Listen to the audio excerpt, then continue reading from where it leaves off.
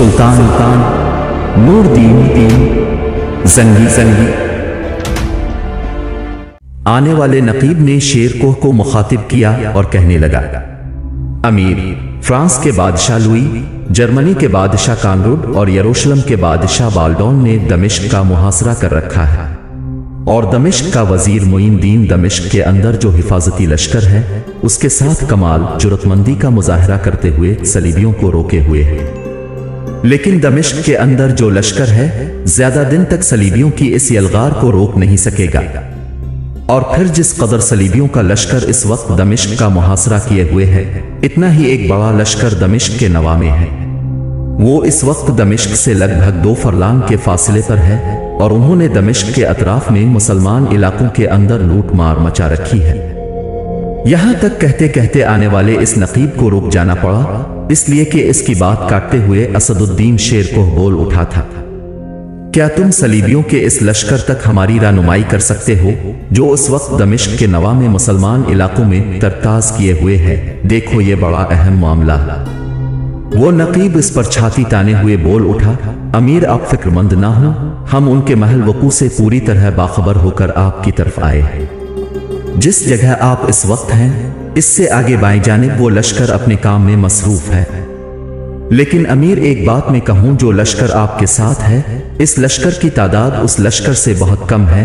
और वो इस पर असदुद्दीन शेरकोह ने सर को झटक दिया, कहने लगा, मेरे अजीज तुम तादाद को छोड़ो, तुम सबका काम है कि इस लश्कर तक हमारी रहनुमाई करनी है। तुम थोड़ी देर रुको, मैं जरा अपने अजीज मुजद्दिद से बात करूंगा, इसके बाद हम अपने काम की इब्तिदा करेंगे। फिर असदुद्दीन शेर को मुजद्दिद के करीब हुआ और इसे मुखातिब करके कहने लगा, मेरे अजीज भाई बता अब तेरा क्या ख्याल है? मुजद्दिद मुस्कुराया और कहने लगा, वो ज्यादा बड़े जुर्म का मुर्तकिब है जो दमिश्क का मुहासरा किए हुए है, उनसे तो हम निपट लेंगे, लेकिन पहले उनसे निपटना चाहिए जो मुसलमान इलाकों को लूट रहे हैं। मेरे ख्याल में पहले उनका रुख करें, उसके बाद मेरा अंदाजा है कि सुल्तान खुद भी यहां पहुंच जाएगा। वैसे भी हमारे लिए सुल्तान का यही हुक्म है कि हमने मुहासरा करने वाले सलीबी लश्कर को अपने साथ उलझाना है और किसी भी सूरत उन्हें इस काबिल नहीं रहने देना कि वो दमिश्क में दाखिल हो जाए। उन पर आखिरी ज़र्ब इसी वक्त लगाई जाएगी जब सुल्तान खुद अपने लश्कर के साथ यहां पहुंच जाएंगे। बहरहाल इस वक्त जो सबसे पहला काम हमने करना है वो ये है कि मुसलमानों की लूट खसोट करने वालों से फिलफौर निपटना चाहिए।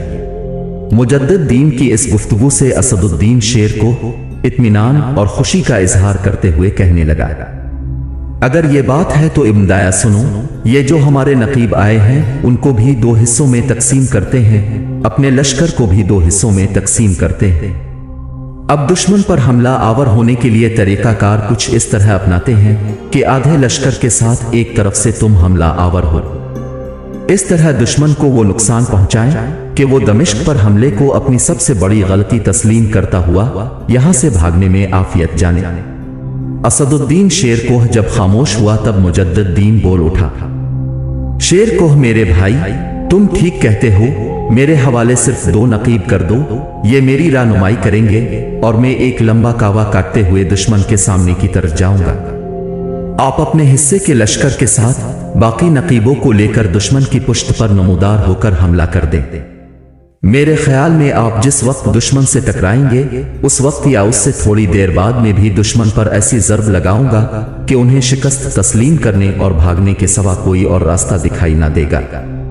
इस मौके पर असदुद्दीन शेरकोह ने कुछ सोचा, फिर वो मुजद्दिद दाया को मुखातिब करते हुए कह रहा था, इब्न दाया आज जिंदगी के जमाल को पुरानी शराबों और जज्बात की पामाली से आरास्ता करने वालों के खिलाफ तेरा मेरा इम्तिहान है।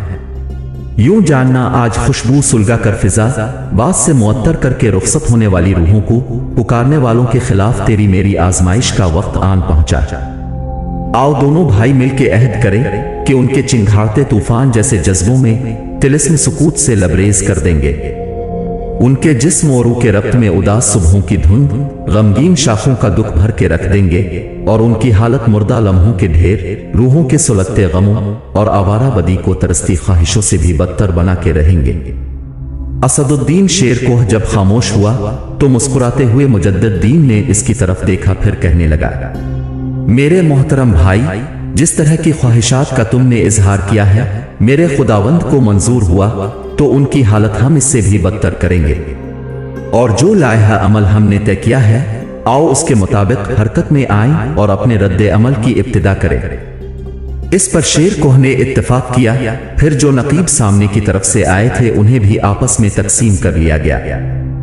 सबसे पहले अपने आधे लश्कर के साथ मुजद्दिद हरकत में आया और वहां से कूच कर लिया, इसलिए कि उसने लंबा कावा और चक्कर काटते हुए दुश्मन के सामने नमूदार होना था। इसके थोड़ी ही देर बाद दुश्मन की पुश्त की तरफ जाने के लिए बाकी मानदा नकीबों की रहनुमाई में असदुद्दीन शेर कोह भी वहां से कूच कर चुका था। शेर कोह ने जब अंदाजा लगाया कि मुजद्दिद अपने लश्कर के साथ दुश्मन के सामने के हिस्से के करीब पहुंच चुका होगा, तब वो अचानक दुश्मन की पुश्त की तरफ नमूदार हुआ। फिर उसने और उसके लश्कर ने कुछ इस अंदाज में तकबीर में आवाज बुलंद की जैसे तारीकी और वहशत भरे मैदानों में चीखती चलाती हवाओं और रक्स करते पर शोर बगुलों ने खाक से खलाओं तक एक अजीब व गरीब समा बांध कर रख दिया हो। तकबीरों की इन आवाजों ने तड़पते दिल के दर्द चारों तरफ फैला कर रख दिए थे। फिर देखते ही देखते असदुद्दीन शेर को दुश्मन की सिया पर इस तरह हमला आवर हुआ जिस तरह तुंद खू बगुले सर बरहना शाखों से बर्ग-ओ-बाद की तकदीर में जुदाई पैदा करते हैं। जिस तरह धुएं के जर्द बादलों में सांस की डोरियां मुनक़ते होने लगती हैं और जिस तरह मौत की रक्सा उंगलियां कायनात के अंधेरों की तहों सर्द ख्वाबों और गर्म सराबों तक में उतर जाती। असदुद्दीन शेर कोह का यह हमला ऐसा जानलेवा बेरोक था कि वो सलीबियों की लाशों के ढेर लगाता चला गया था। ऐन इस लम्हा जब सलीबी जो अपना काफी नुकसान कराने के बाद संभल रहे थे और चाहते थे कि पूरे लश्कर को मुज्तमा करके शेर कोह पर ज़र्ब लगाएं, अचानक कावा काटते हुए मुजद्दिद नमूदार हुआ।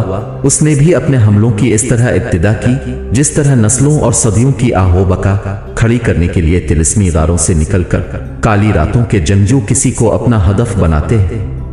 फिर देखते ही देखते मुजद्दिद ने दुश्मन के होंठों की शबनम को जख्मी तलक, आंखों की जोत को सपनों की आग, दिल को ना आशना खलिश जिस्म ओजा को हिजर की तलखियों में तब्दील कर देने वाले लाखों तूफानी गमों, खौफनाक अंधी कुव्वत और समंदर के गुसीले रस की तरह छाना शुरू कर दिया था। सलीबी इस दो तरफा हमले से बौखला गए थे। शायद इससे पहले उनका ऐसे मुजाहिदों से पाला नहीं पड़ा था जो हौलनाक ताकतवर मौत को जिंदगी के असरार में तब्दील कर देते थे। उन्होंने ऐसे जंगजू ना देखे थे जो अदाओं की जंजीरों और कुफ्र-ओ-हाद के तमद्दुन को तस्लीम दूना में ढालने की खू डाल देने का हुनर जानते हैं। इससे पहले उन्होंने ऐसे सरफरोश न देखे थे जिन नंग व जिल्लत के शबिस्तानों को खैर व सआदत के सरचश्मों में तब्दील करने का हुनर जानते हैं। शायद वो ऐसे बेलोस सरफरोशों की जंगी महारत से आगाही न रखते थे जो सनम खानों की खामोशियों की अबूदियत के पुरस्रार नगमों में तब्दील करने की हिम्मत और जुरत व शुजात रखते हैं। सलीबियों ने जब देखा कि मुसलमानों का दो तरफा जोर लम्हा बा लम्हा बढ़ता चला जा रहा है और लश्करियों के अंदर बदली के आसार नमूदार होना शुरू हो चुके हैं, तो उन्हें फिक्र लाहिक हुई।